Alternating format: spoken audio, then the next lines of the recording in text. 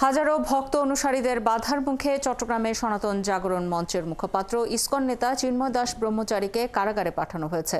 আগামীকাল সকালে আবারও জামিন শুনানি অনুষ্ঠিত হবে বলে নিশ্চিত করেছেন চিন্ময়ের আইনজীবী। সকালে জামিন নামঞ্জুর করে আদালত কারাগারে পাঠানোর নির্দেশ দিলে তার ক্ষুব্ধ সমর্থকদের সঙ্গে পুলিশের সংঘর্ষ হয়। পরে শক্তি প্রয়োগ করে কারাগারে পাঠানো হয় চিন্ময়কে। রাজীব বড়ুয়ার তথ্য ছবিতে প্রতিবেদন। মঙ্গলবার সকালে কঠোর পুলিশি পাহারায় চিন্ময় দাস ব্রহ্মচারীকে চট্টগ্রাম ম্যাজিস্ট্রেট আদালতে আনার পর বেলা 12টার দিকে তাকে নেওয়া হয় জেলা ও দায়রা জজ কাজী শরীফুল ইসলামের আদালতে। শুনানি শেষে আদালত তার জামিন নামঞ্জুর করে কারাগারে পাঠানোর নির্দেশ দিলে তার সমর্থকরা আদালতের সামনে ক্ষোভ জানায়। প্রায় 2.5 ঘন্টা চিন্ময়ের প্রিজন ভ্যান আটকে রাখে তারা। এক পর্যায়ে পুলিশের সাথে তাদের সংঘর্ষ হয়। পুলিশ সাউন্ড গ্রেনেড দিয়ে তাদের ছত্রভঙ্গ করে দেয়। এর মধ্যেই তাকে নেওয়া হয় কারাগারে।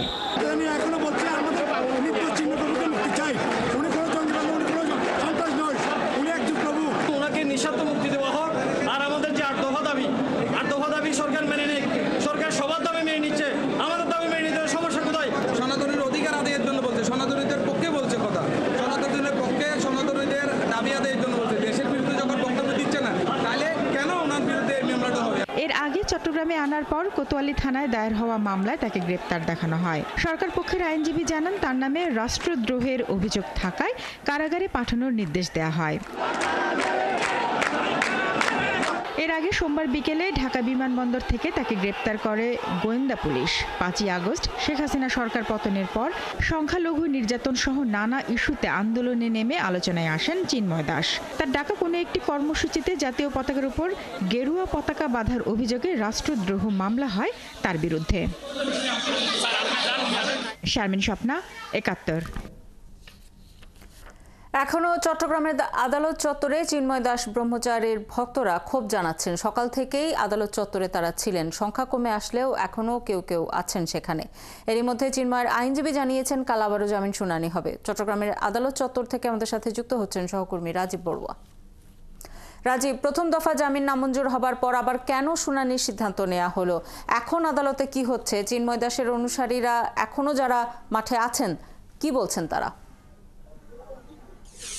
শাওন, প্রথমে শোনা গিয়েছিল যে আসলে প্রথমবার যখন শুনানি হয়েছে 12টায়, তখন জামিন নামঞ্জুর করে চিন্ময় কৃষ্ণ দাসকে আদালতে কারাগারে পাঠানোর একটা সিদ্ধান্ত হয়েছিল।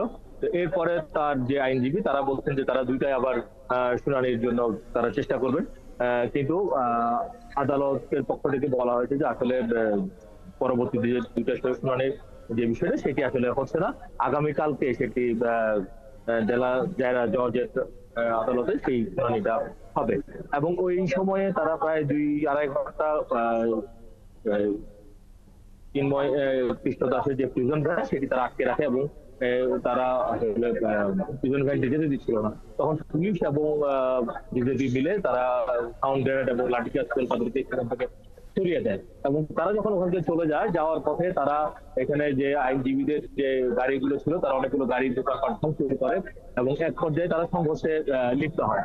আপনি দেখছেন যে এখানে এখন যারা আছেন তারা কিন্তু চিন্ময় দাসের যারা সমর্থক তাদের সাথে সাধারণ মানুষের সংঘর্ষ হয় এবং এই পর্যায়ে একজন আইনজীবী আসলে মারা যান এবং এখানে মেডিকেল পরিচালক যিনি বলেছেন যে সাইফুল ইসলাম নামে একজন 35 বছরের আইনজীবী 4:30টায় চট্টগ্রাম মেডিকেল কলেজে আছে মাথায় আঘাত প্রাপ্ত হয়ে এবং তারা যখন হেঁটে পান দেখেন যে তার আগেই তার মৃত্যু হয়েছে। অর্থাৎ এই ঘটনার পরপরই আসলে সংঘর্ষ হয় এবং সেই সংঘর্ষে একজন মারা যাওয়ার খবর শোনা যাচ্ছে, যেটি মেডিকেল কলেজের পরিচালক নিশ্চিত করেছেন। এবং আমি এখন আছি আদালত ভবনের সামনে সড়কে।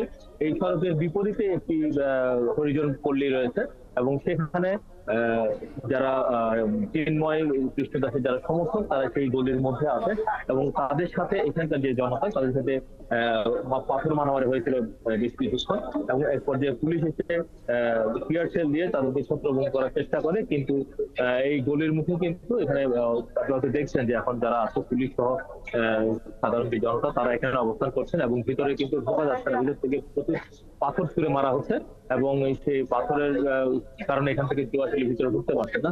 এবং এরকম সংঘর্ষে একজন আইনজীবী আসলে মারা যান, যিনি আসলে মাথায় পেছনে আঘাত পেয়েছিলেন।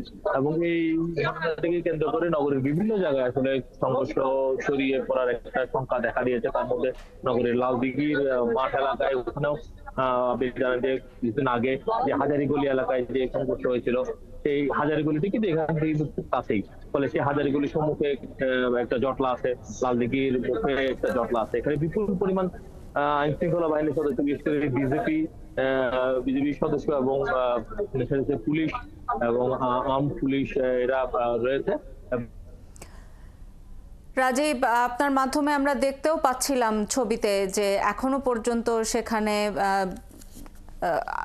অবস্থান করছেন চিন্ময় ব্রহ্মচারীর সমর্থকরা। আপনি খবর রাখতে থাকুন, পরবর্তীতে নিশ্চয়ই আবারও আপনার কাছে ফিরব। আমাদের সাথে চট্টগ্রাম থেকে যুক্ত হয়েছিলেন সহকর্মী রাজীব বড়ুয়া।